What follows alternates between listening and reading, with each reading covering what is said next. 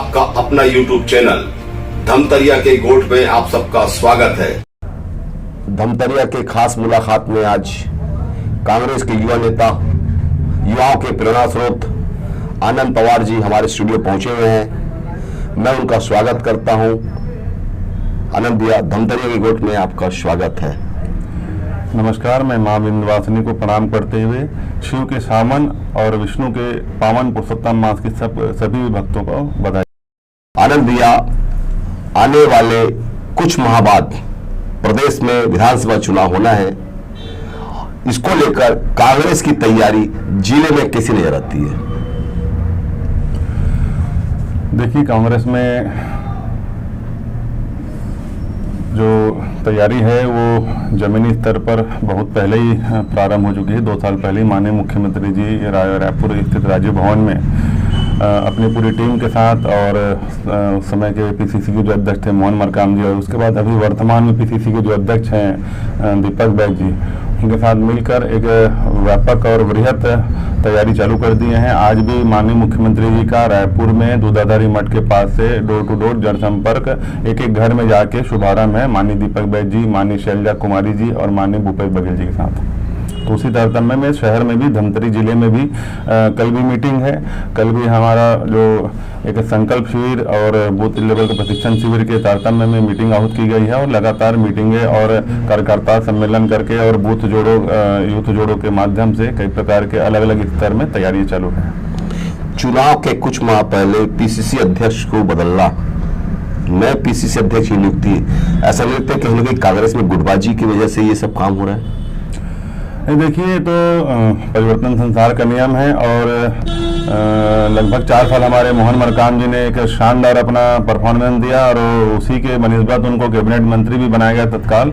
और 3 साल में होता है पीसीसी अध्यक्ष का एक समीक्षात्मक रूप से जो भी परिवर्तन होना है, लेकिन मोहन मरकाम जी को 4 साल का अवसर दिया गया। और हमारे जो युवा प्रदेश कांग्रेस कमेटी के अध्यक्ष अभी दीपक बैज जी, जो बस्तर सांसद हैं, वो लोकसभा में भी शानदार प्रस्तुति दे रखते हैं और छत्तीसगढ़ के हितों की बात रखते हैं, आवाज उठाते हैं। तो उनकी जो नियुक्ति है उससे और एक ऊर्जा का संचार हुआ है। मोहन मरकाम जी भी कदम से कदम मिलाकर दीपक बैज जी और माननीय भूपेश बघेल जी का बिल्कुल साथ दे रहे हैं। अपन जिले की राजनीति करें तो जिले की राजनीति में कांग्रेस का संगठन काफी कमजोर नजर आता है।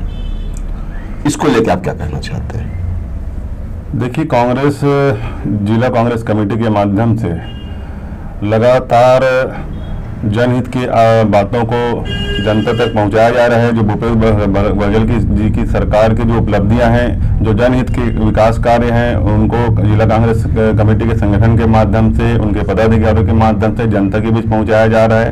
और कांग्रेस संगठन बहुत यहाँ पे मजबूत है और हमारे जो जिला अध्यक्ष है और साथ साथ उनकी टीम है, लगातार राजीव भवन में, ऐसा पहली बार हमको जिला अध्यक्ष देखने को मिला है जो सतत राजीव भवन में बैठ करके और जिला कांग्रेस कमेटी को, संगठन को मजबूती प्रदान करते हुए तीनों विधानसभाओं में 9 ब्लॉक में लगातार मॉनिटरिंग भी कर रहे हैं और लोगों का उत्साहवर्धन भी कर रहे हैं। छत्तीसगढ़ में भाजपा ने सबसे बड़ा मुद्दा बनाया शराबबंदी कि कांग्रेस ने अपने संकल्प पत्र में गंगा जलने की कसम खाया था कि हम प्रदेश में शराबबंदी करेंगे और आए दिन भाजपा के बड़े नेता भी इस बात को उठाते हैं। क्या आपको लगता है कि इस चुनाव में कांग्रेस को इसका खामियाजा चुकाना पड़ सकता है? देखिए, भारतीय जनता पार्टी को गौ गंगा के ऊपर कभी भी झूठ नहीं बोलना चाहिए।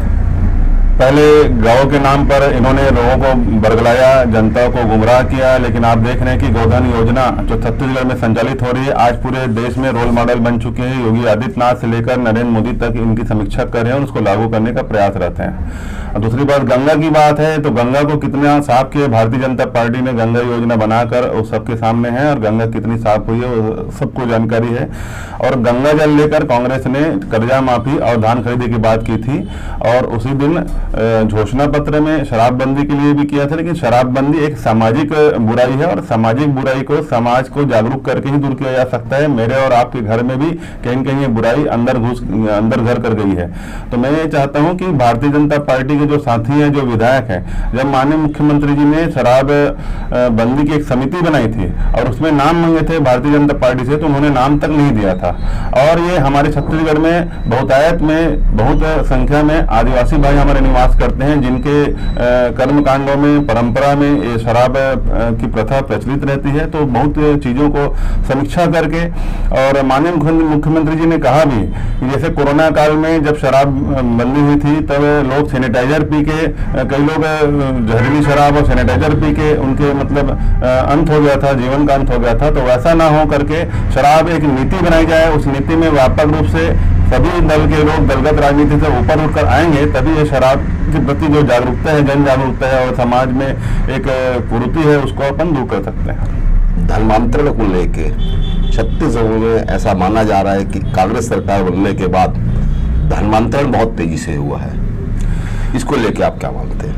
देखिए, जनता में कहीं कोई ऐसा धर्मांतरण को लेकर कहीं कोई ना आक्रोश है, ना कोई सरकार के प्रति विद्रोह है। ये भारतीय जनता पार्टी जब तक धर्म, मजहब, जाति, क्षेत्रीयता और ऐसे छद्म राष्ट्रवाद इसको जब तक नहीं लेती, तब तक वो अपने विकास के आधार पर, मोदी जी के काम के आधार पर वोट मांग के दिखाए भारतीय जनता पार्टी को एक किसान, एक पाकिस्तान और दूसरा धर्म, मजहब, जाति, क्षेत्र, संप्रदाय, ये 5-6 चीजों के अलावा, शब्द के अलावा भारतीय जनता पार्टी के अस्तित्व का कोई आधार ही नहीं है। ये भारतीय जनता पार्टी का एक लोगों को गुमराह करने का, भटकाने का, युवाओं को भटकाने का एक तरीका है और उसी के आधार पर ये चुनाव में जाना चाहती है। जबकि हकीकत यह है, माननीय मुख्यमंत्री जी भूपेश बघेल जी ने पहले भी स्पष्ट किया है कि रमन राज के 15 सालों में जितना धर्मांतरण हुआ, जितने और दूसरे संप्रदाय के जो इंफ्रास्ट्रक्चर है, उनके जो प्रार्थना भवन बने, उतने अभी तक किसी भी प्रदेश में नहीं बने। आने वाले चुनाव में कांग्रेस किन मुद्दों को लेकर जनता के सामने जाएगी? माननीय मुख्यमंत्री जी भूपेश बघेल जी की जो जन कल्याणकारी योजनाएं हैं, जो हमारे किसानों की कर्जा माफी है, उसके बाद जो पूरे देश भर में सबसे ज्यादा धान का समर्थन मूल्य हमारे छत्तीसगढ़ के किसानों को मिल रहा है, उसके साथ बेरोजगार युवाओं को बेरोजगारी भत्ता भी मिल चुकी है। आज हमारे स्वास्थ्य सुविधाओं के बारे में देखें तो पहले स्वास्थ्य शिविर लगाया करते थे बहुत सारे सामाजिक संगठन और ऐसे जो संगठन हैं जो स्वास्थ्य शिविर लगाकर लोगों के बीच पहुंचते थे, लेकिन आज ऐसी स्थिति ला दी भूपेश बघेल जी ने कि बसें पहले पहुंच जाती है, पेशेंट बाद में आते हैं और पेशेंट के पास, मरीज के पास सप्ताह भर का जो खुराक रहते हैं, दवाइयां रहती है, जो चेकअप होती है, जो बड़े बड़े हॉस्पिटल में जो चेकअप नहीं हो पाती, जो एक टेस्ट नहीं हो पाता, वो टेस्ट हमारे जो शहरी स्लम स्वास्थ्य योजना के जो बसें हैं उसमें हो जाती है। दाई दीदी क्लिनिक अलग है, हाट बाजार क्लिनिक अलग चल रही है। तो इसमें स्वास्थ्य सुविधाओं में भी अभूतपूर्व एक सुविधाओं का विस्तार माननीय भूपेश बघेल जी के इसमें सरकार में हुआ है। उसके साथ साथ आप देखेंगे कि माताओं और बहनों के लिए आंगनबाड़ी कार्यकर्ताओं, सहायिकाओं का मानदेय बढ़ाया और हर प्रकार से यहाँ पे जितने भी सरकारी कर्मचारी हैं उनके जो डीए है उसको बढ़ाया और जितने भी वर्ग हैं वो ऐसा कोई भी वर्ग नहीं है कि भूपेश बघेल जी से नाराज हो। और भूपेश बघेल जी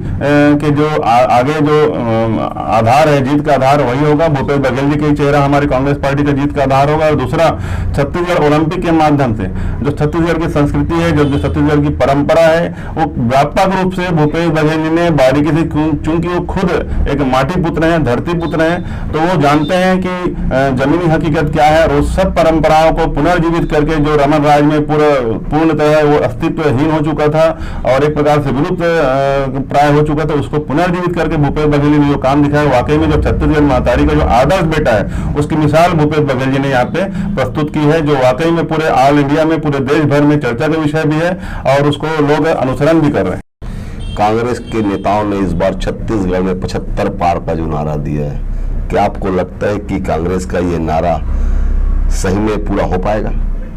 निश्चित तौर पर पूरा हो पाएगा, क्योंकि बीजेपी मुद्दाविहीन हो चुकी है। आप ही ने कहा कि बीजेपी एक धर्मांतरण का मुद्दा बना रही है, तो मैं कहना चाहूँगा कि बीजेपी के पास कोई मुद्दा ही नहीं है जिसमें जनता को जोड़ सके, जनता के बीच जा सके। तो ये ऐसा लगता है कि 75 पार का, और मेरे ख्याल से लगता है 80 पार भी हो जाएगा।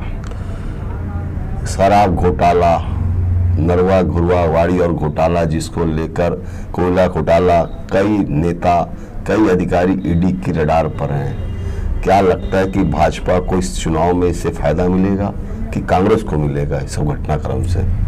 देखिए, शुरुआत में शाह और तानाशाह जी जो ईडी और जो संवैधानिक संस्थाओं का जिस प्रकार से दुरुपयोग करते हैं, वो शुरू में तो सब जने जो जितने भी जनता है उनको लगता है हकीकत लग रहा था, लेकिन अब जान चुके हैं कि खाली एक छत्तीसगढ़ प्रदेश नहीं है, जहाँ जहाँ भी भाजपा की शासन नहीं है वहाँ शासन कैसे सरकार बनाई जाए, कैसे विधायकों को खरीद फरोख्त की जाए, उनको डराया धमका जाए, उनको लोभ लालच दिया जाए। ये जो तिकड़म है भारतीय जनता पार्टी के शाह और तानाशाह के जो जुगलबंदी का, उसको अब जनता समझ चुकी है, जान चुकी है। और रही बात शराब घोटाले की, तो माननीय उच्चतम न्यायालय ने शराब घोटाले के पर ईडी की जांच के ऊपर अभी कार्रवाई पर रोक लगा दी है। साथ ही साथ जो माइनिंग और कोयला घोटाला और जितने भी घोटाले की बात यहाँ पे आ रही है, वो सभी घोटालों में बिल्कुल बाइज्जत बरी होंगे हमारे जितने भी साथी। उनको अमित शाह जी की जो ईडी ने जो अंदर किया है, लेकिन अभी तक ईडी एक भी उदाहरण पेश नहीं कर पाई है। ईडी के पास कोई भी चीज बताने के लिए नहीं है। ईडी का कार्रवाई होती है तो दूसरे दिन प्रेस कॉन्फ्रेंस लिया जाता है, लेकिन अभी तक ईडी वाले प्रेस कॉन्फ्रेंस लेते भी नहीं है, और क्या कार्रवाई हुई उसके बारे में और क्या मिला उसके बारे में बताते नहीं ईडी वाले। तो ये कौन सी कार्रवाई जो 2-3 साल तक चल रही है, लेकिन क्या मिला उसकी अभी तक जानकारी नहीं हो रही और नहीं दे पा रहे। और दूसरी बात, नरवा गरवा घुरवा बाड़ी की बात, मुझे ये लगता है कि भारतीय जनता पार्टी को किसानों से और ग्रामीणों से इतना परहेज क्यों है और इतना उन लोगों को तकलीफ क्यों है, जब नरवा गरवा घुरवा बाड़ी के माध्यम से आज हमारी समूह की महिलाएं आत्मनिर्भर हो रही है। मैं खुद 72 गौठानों का भी 1.5 महीने तक के मई और जून के महीने में उसका मैं निरीक्षण किया हूँ, वहां पे गया हूँ। हमारी माताएं हो मशरूम उत्पादन कर रही है, कुक्कुट पालन कर रही है और सब्जियां उगा रही हैं, साथ ही साथ गोबर खरीदी हो रही है, वर्मी कंपोस्ट खाद बेच रहे हैं। कई प्रकार से, एक प्रकार से रूरल इंडस्ट्री यहाँ पे लघु और कुटीर उद्योग, महात्मा गांधी जी की अवधारणा थी कि जब तक गाँव के हमारे जो महिलाएं हैं, समूह हैं और हमारे युवा हैं, किसान हैं, आत्मनिर्भर नहीं होंगे तब तक भारत की असली आजादी सार्थक नहीं होगी करके उस उक्त महात्मा गांधी जी को बात को चरितार्थ करते हुए माननीय भूपेश बघेल ने ये उद्योग प्रारंभ किया है। समय लगता है, कुछ अभी और उसमें सुधार की जरूरत है, लेकिन आज मैं संतुष्ट हूं कि 72 गौठानों में गया हूं और लगभग जो 2-4 गौठान जिसमें बीजेपी के सरपंच नहीं हैं, जिसमें भारतीय जनता पार्टी के समर्थित सरपंच हैं, उन्हीं गौठानों की स्थिति थोड़ी खराब है। बाकी जो और अन्य गौठान है वो आज एक मिसाल बन करके पूरे देश में एक आदर्श मिसाल बन चुके हैं। पिछला चुनाव आपने टिकट नहीं मिलने से निर्दलीय चुनाव लड़ा था और जनता का समर्थन आपको मिला था। इस चुनाव में आप अपनी कितनी दावेदारी, मजबूत दावेदारी मानते हैं?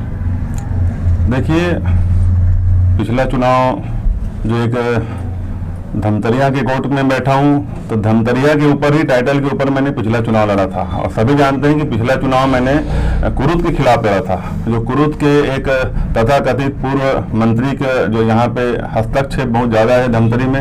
और बड़ा दुर्भाग्य की बात है कि हमारे धमतरी के कई नेता वहां पर जाके नतमस्तक हो जाते हैं, जबकि धमतरी जिला मुख्यालय है, धमतरी का आत्मसम्मान है, धमतरी का स्वाभिमान है। कुरुद भी हमारा क्षेत्र है, हम कुरुद के लिए भी उतना ही सम्मान व्यक्त करते हैं, लेकिन धमतरी जिला मुख्यालय होने के बावजूद अगर धमतरी की उपेक्षा होगी तो कभी भी कोई भी धमतरिया बिल्कुल आवाज उठाएगा, मैं उसका समर्थन करूंगा। इस चुनाव में आप अपनी कितनी मजबूत दावेदारी मानते हैं? देखिए, दावेदारी तो जन समर्थन से मिलता है और जनता की भी जो जितना ज्यादा रहेगा, जितना ज्यादा वहाँ पे जनता से घुल मिलकर रहेगा और जनता की समस्याओं को, उनकी मांगों को और उनकी और जरूरतों को जो आवाज बनकर उठाएगा, वही सशक्त दावेदार होता है। मुझे लगता है कि मैं जनता की आवाज बनकर विधानसभा में बहुत अच्छे से प्रदर्शन कर पाऊंगा और धमतरी के हितों का ख्याल रखते हुए धमतरी की जो बुनियादी जरूरतें हैं और जो महत्वपूर्ण, जैसे मेरे दादाजी, पूज्य दादाजी स्वर्गीय श्री भोपाल जी पवार थे, उन्होंने यहाँ पे 50 साल पूर्व पॉलिटेक्निक कॉलेज की स्थापना कर दी थी। आज भी रायपुर में पॉलिटेक्निक कॉलेज नहीं है, महिला पॉलिटेक्निक है रायपुर में, लेकिन ऐसा पॉलिटेक्निक कॉलेज नहीं है। तो वो पॉलिटेक्निक कॉलेज अविभाजित मध्य प्रदेश में आज भी रैंकिंग में टॉप 5 में आता है। तो मैं चाहता हूं कि धमतरी में उसके बाद से जो बड़ी एक इंफ्रास्ट्रक्चर या बड़ी उपलब्धि जो नहीं हो पाई है, उसको मैं करने में एक सशक्त माध्यम बन सकता हूँ। आपने पूर्व मंत्री की बात किया, उनका हमेशा आरोप लगता है कि कांग्रेस राज में विकास के नाम पे ईटा भी नहीं रखा गया, सिर्फ भ्रष्टाचार के अलावा कुछ भी नहीं हुआ है।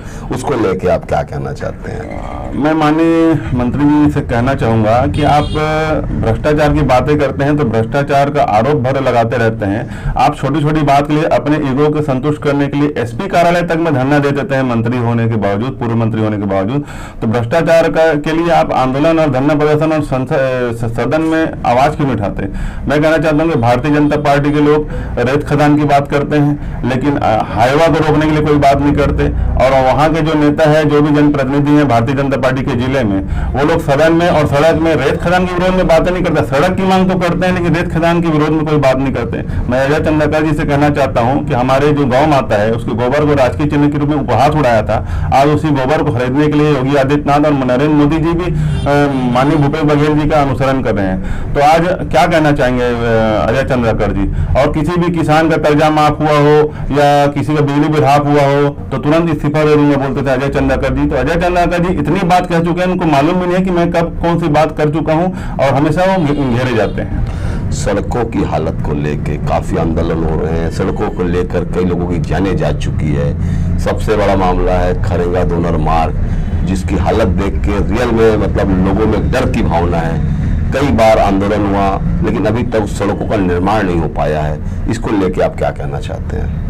मैं कहना चाहता हूं, फिर से मैं अजय चंद्राकर जी के ऊपर आऊंगा कि एक बार रमन राज में जब कोलियारी से झूरातराई तक का जो 33 किलोमीटर सड़क है वो एक बार स्वीकृत हो चुका था तकनीकी रूप से, लेकिन उसकी प्रशासकीय स्वीकृति अजय चंद्राकर जी के पंचायत मंत्री रहते हुए भी नहीं हो पाई। ये बड़े दुर्भाग्य की बात है। और मैं कहना चाहूंगा कि 15 साल तक वो मंत्री रहे, तो यहाँ पे हमारे धमतरी को क्यों बधाव रखा? आज धमतरी में उसके बाद रमन सरकार के जाते जाते सभी प्रोजेक्ट एडीबी में चले गया, और एडीबी के कारण 3 से 4 वर्ष तक आप देखेंगे कि कोई भी सड़क एडीबी ने अभी प्रारंभ नहीं किया है। तो माननीय मुख्यमंत्री जी से मैंने मांग किया था कि उस जो उक्त सड़क है, जो खरेंगा कोलियारी की सड़क है, वो बहुत ज्वलंत और बहुत महत्वपूर्ण सड़क है, उसको बनाया जा करके। तो एडीबी से उन्होंने हटाकर पीडब्ल्यूडी जी को उसको हैंड ओवर कराया है, और पीडब्ल्यूडी ने फिर से नया एस्टिमेट बनाकर डीपीआर अभी भेजा है, और उसकी अनुशंसा भी हो गई है। बहुत जल्द स्वीकृत होगा, उसको टेंडर भी लग जाएगा, और ये मेरे ख्याल से चुनाव के पहले उसको टेंडर हो भी जाएगा।